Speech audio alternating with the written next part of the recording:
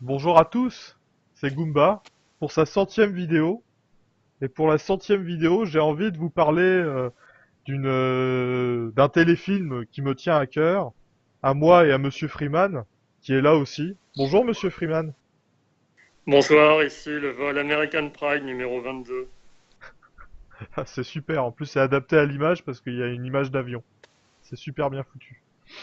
Alors, The Langoliers, donc c'est tiré d'un livre du grand Stephen King, hein. Et qui est sorti, donc c'est un téléfilm de 80, je sais plus, 95 je crois, et réalisé par Tom Holland, qui avait fait des films d'horreur, voilà, tout simplement. Et je crois que Monsieur Freeman a beaucoup de choses à dire sur ce film. Qu'est-ce que t'en penses de ce film? Qu'est-ce que j'en pense là en quelques mots, c'est ça? Oui, en quelques mots, pour donner envie. Moi je l'ai vu, moi je l'ai vu il y a 20 ans, téléfilm M6, fantastique. En quelques mots, si vous pensez tout savoir du voyage dans le temps, vous connaissez rien en fait. Il faut voir ce film. Oui, Voilà. une façon très originale de parler du voyage dans le temps. C'est vraiment très très bien foutu. C'est pas vraiment une happy end, je pense, on peut le dire. Je sais pas. C'est difficile à dire. Bah, c'est difficile à dire parce que, vu la fin, c'est plutôt un happy end, j'ai envie de dire. Oui, un peu happy end mal foutu, quoi. Parce que, Même, c'est même dérangeant quand on sait ce qui se passe. oui, Bah, c'est clair. on peut spoiler d'ailleurs ou Oui, on peut, enfin, j'en sais rien. ah, parce que le mec qui se sacrifie pour les renvoyer dans le présent, bah il était amoureux de la fille était amoureuse de lui, puis bon elle pleure et puis après elle est contente. Puis après, elle est contente. Donc c'est vrai que c'est un peu n'importe quoi. Donc, bah, on va peut-être commencer. Qu'est-ce que t'as pensé du film? Donc, au niveau scénario, pour toi, l'intrigue est très originale au niveau science-fiction. Non mais en fait il y a des moments où on va dormir et il y a des moments où on est complètement accroché par le truc. Oui, Moi je l'ai c'est, revu aujourd'hui, je me suis endormi deux fois à 30 minutes, mais c'était pendant des moments creux, il se passait rien. il se passe Et rien, puis tout d'un coup, parce que le film il dure 3 heures, et tout d'un coup, bah, il y a des moments de stress et de mystère. Et ça, c'est vraiment génial, hein. ouais, ça c'est vrai. Effectivement, on peut le dire, donc ça se 90, ouais, presque, non, c'est 100% du temps, ça se passe dans des aéroports, on peut dire, ou soit dans un Alors avion, soit dans un faut aimer les aéroport. aéroports et les avions, hein, là par Oui, parce que contre. là, il y a que ça, hein. Donc faut aimer le genre. Et il y a le petit côté science-fiction. Alors, qu'est-ce que t'as pensé des effets numériques de 95 en téléfilm en plus? Les effets numériques sont plutôt pas mal, hein, même très bien. Les Langoliers sont vraiment très bien modélisés, je trouve, pour 95. Ouais, Les scènes où on voit l'avion en extérieur, c'est plutôt pas mal, hein, il y a pas la déchirure à espace-temps très bien faite. très joli effectivement, un Et moi j'aime déchireur. bien les huis clos dans les avions, donc Ça c'était c'est, vraiment parfait, quoi. ouais, effectivement.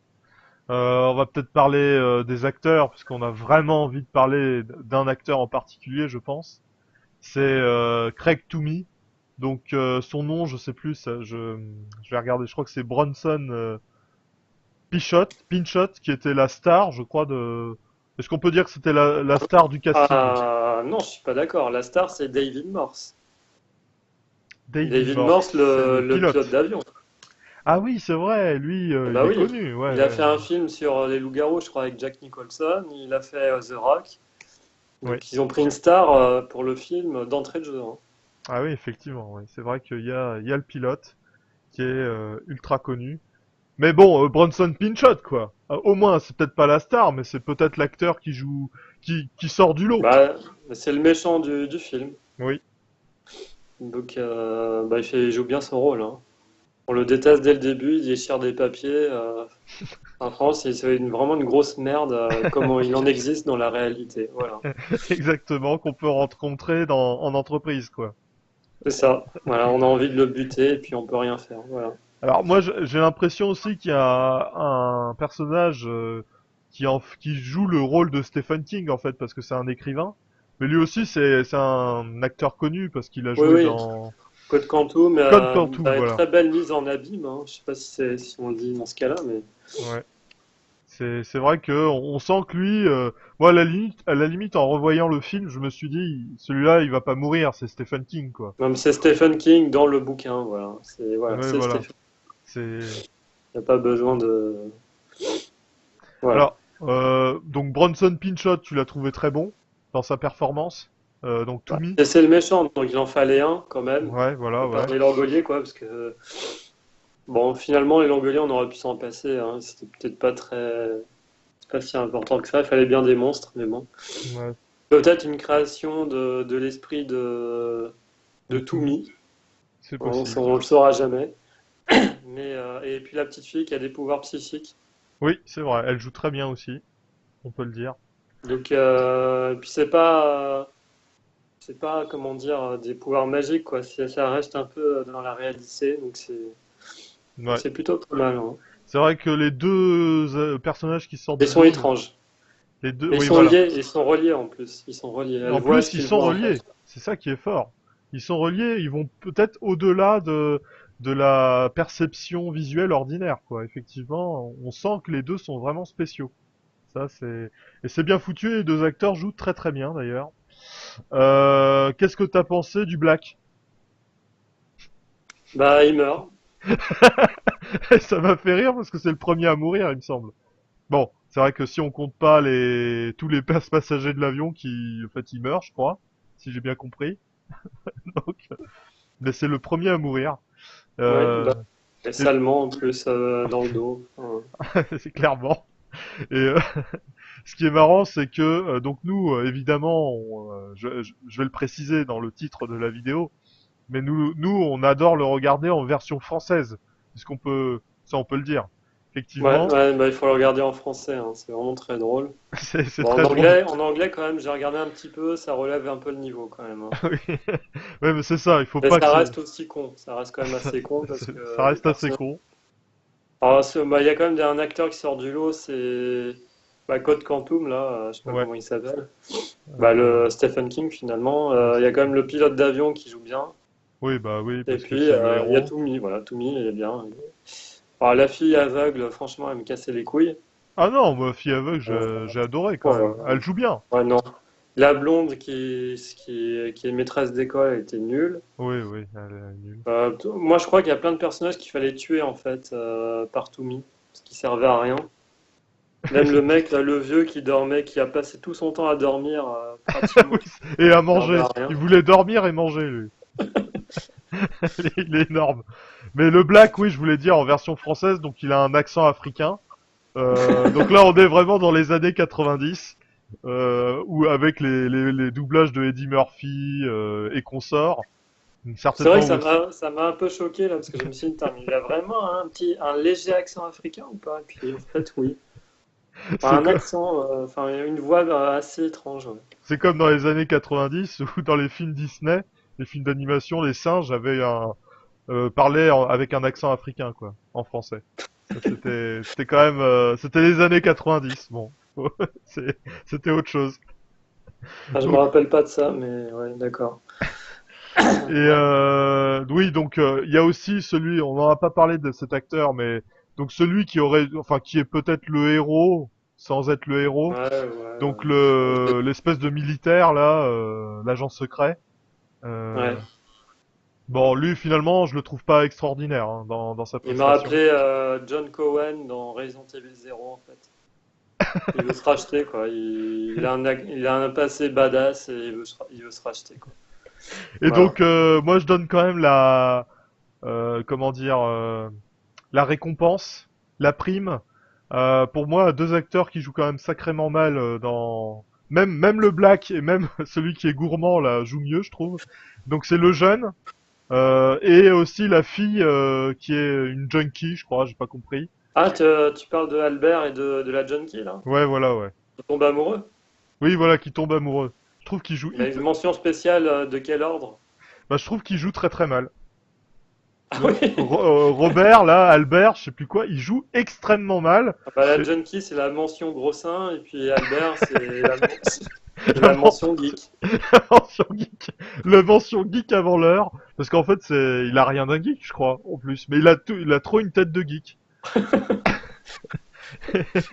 Et franchement, à chaque fois qu'on le voit, il est en train tout le temps de parler à Stephen King là, et donc franchement, mais enfin, en VF c'est encore pire, mais en VO, même en VO j'ai essayé de regarder, mais le mec il sait pas lire ses dialogues quoi. Enfin je sais pas, c'est peut-être le fils du réalisateur, le fils du producteur, Ah ouais, mais je sais pas. il est vraiment pas bon. Il est vraiment pas bon. Ah, je vais Voilà. regarder un peu les gens là qui ont tourné parce que ouais, Albert là, ouais. Christopher Colette, il a Ouais. pas fait grand chose. Mais franchement, là, c'était quand même pas tip top, hein, vraiment. Ah, il a fait le projet Manhattan. Ah, ouais, je sais pas si je l'ai vu celui-là. Bon, il n'a pas eu une très grande carrière, hein. Ça s'est arrêté en 98 d'ailleurs. Oui, Et ouais, ouais, je sais pas trop ce qui est devenu ce mec. Mais ouais. ouais, il jouait vraiment très mal. Ouais, franchement, Et, lui et ouais. la Junkie, c'était horrible, quoi. Bon, le Black, il était obligé de faire, c'était la caution Black, quoi. On sentait qu'il était obligé de jouer le Black de service. Donc lui, c'est, c'est, c'est, c'est pas de sa faute, quoi. Il était cantonné à ça. Donc bon. Et De toute façon, on savait bien qu'il allait mourir. Je me suis dit, putain, c'est pas vrai, il va pas mourir. Bah si. ah si, Allez. bah c'est vrai que c'était un peu les années 90. Hein. Ça, on peut pas le cacher. C'était la culture. Donc voilà. Sinon, en termes de cinéma, bon, on peut dire, je veux dire, donc le jeu d'acteur est plutôt moyen. Est-ce qu'on peut dire il est plutôt moyen globalement? Moyen, mais si, Code Quantum, il s'en sort. Le Ouais, pilote d'avion s'en sort. Toomey s'en sort. Voilà. ouais, D'ailleurs, c'est des gens qui ont continué à faire carrière après. Donc, ouais. Y a pas de ouais, tout. secret quoi. Y a pas de secret. En termes de caméra, comment c'est filmé, bah moi j'ai trouvé ça, Bah, c'est filmé comme un téléfilm. D'ailleurs, oui, The c'est Mist, ça plan-plan m'a fait. quoi. Y a pas The de Mist, mouvement. The Mist, là, qu'on en parlait, il est filmé pareil. C'est pour ça que c'est The Mist. D'ailleurs, j'ai pas continué parce que ça me faisait chier. Mais quand même, dans comment dire, les Langoliers, quand même, t'as envie de comprendre, quoi. Tu comprends pas ce qui se passe, ils sont tout seuls. Oui, c'est Alors que l'intrigue. c'est vrai que Ouais, The Mist, ils sont quand même coincés dans un supermarché, c'est peut-être ça le problème. ouais. Alors que l'avion, quand même, il bouge, quoi. Voilà, bon, je sais pas. Ouais, même s'ils font en fait finalement que des allers-retours entre l'avion et l'aéroport, quoi. Oui, Mais c'est vrai qu'il y a quelque chose. Mais c'est vrai qu'il y a quand même un petit suspense. Il y a un petit suspense. Mais finalement, c'est pas le scénario du film qui donne le suspense, c'est l'intrigue de Stephen King, quoi. Qui sauve le film, en fait. On pourrait dire. sauf le film, ouais. Mais en plus, théorie originale hein, sur les voyages dans le temps, quand même. Théorie très originale. Je sais pas d'où sort toutes ces idées de Stephen King, mais j'avoue, le mec a vraiment Bah, il une explique imagination qu'on peut pas débordante. modifier le présent si on va dans le passé, tout simplement. Ouais, effectivement. Effectivement, c'est malin parce que personne l'a fait. Ça, c'est Ouais, c'est sûr. mal. Qu'à un moment, le romancier, là, bah, c'est un peu Stephen King, finalement, il dit, bah oui, voilà, c'est pas parce que on va, enfin, je pense qu'il prend en exemple celui qui voudrait aller dans le passé pour tuer Hitler, et Ouais. bah, il se retrouverait dans un passé vide où il y a personne, et voilà, il pourrait rien, bah, il pourrait pas changer le futur, le présent, quoi. Voilà, et ça éliminerait tous les paradoxes temporels. Ah, il a tout expliqué, hein. Et voilà, c'est même mieux comme idée finalement que tout ce qui est fait avec, je sais pas, Terminator ou je ne sais quoi. Qui de toute Alors, façon, pour ceux qui veulent faire des pèlerinages à l'aéroport, et c'est vraiment un aéroport qui a été monopolisé pour le tournage. C'est l'aéroport de Bangor qui existe vraiment, ouais, hein. Du coup, voilà, on peut aller là-bas et dans voir le les décors. Maine. Ouais, effectivement. Alors on a parlé de la caméra, ouais, c'est plan-plan, c'est très moyen, c'est très téléfilm. Le réalisateur, il a pas fait, franchement, il s'est pas motivé ou il est pas très bon. Euh, ouais, en termes de décor, bah on l'a dit, c'est plutôt, non, c'est plutôt standard. Hein, c'est un avion et un aéroport. Il n'y a pas grand-chose qui se passe. En plus, c'est très vide. Et le Est-ce que ciel, il y a le ciel et les nuages. le ciel et les nuages qui sont bien faits? Et oui, moi c'est vrai que je mets la mention à la déchirure temporelle, qui est très très bien foutue. Et c'est vrai que Ouais, c'est ouais. assez bizarre comme film parce que je suis d'accord avec toi. C'est que il y a des longs moments où il se passe rien et t'as envie de dormir. Ah, Et j'ai endormi 2 fois, hein, donc et il y a des scènes extrêmement tendues qui sont vraiment sympas. Donc notamment la scène la plus, je pense la plus et qui donne le plus d'émotion en tout cas, c'est la scène de des Langoliers! Non, c'était pas la scène des Langoliers, je voulais dire. Je voulais parler du héros, là, le militaire qui va rentrer dans la déchirure temporelle. J'ai trouvé ah cette oui. scène très très intense. Et Ah, effectivement, en gros, toutes les scènes avec Toumi aussi, qui a plein d'illusions. Et là, les scènes sont quand même plutôt intenses. Moi, j'ai adoré la scène où il a l'illusion d'être à sa réunion de travail. Et donc, on a ouais. Stephen King en chef, d'ailleurs. Et franchement, elle est bien foutue. Tout ce qui est autour de Toumi, en fait, de ses illusions, sont quand même bien foutus. Et j'ai bien aimé aussi la connexion entre Toumi et la fille aveugle, qui est très très bien Ouais, foutue oui. aussi. Ouais, Voilà. clairement. Ça m'a un peu rappelé Metal Gear Solid 5, connexion entre, je sais plus, Psycho Mantis et Liquid Snake. Il y avait Ah un oui, côté comme effectivement, ouais. ça, ouais. Ouais, c'est un peu ça. Et toi, qu'est-ce qui t'a plu, tes scènes préférées, tes scènes favorites? Ouais, il y a une scène, alors la scène favorite, je dirais, ah, il y en a plusieurs, hein. C'est un moment, ils sont dans l'aéroport et puis là, Code Quantum, là, il révèle ce qu'il a compris.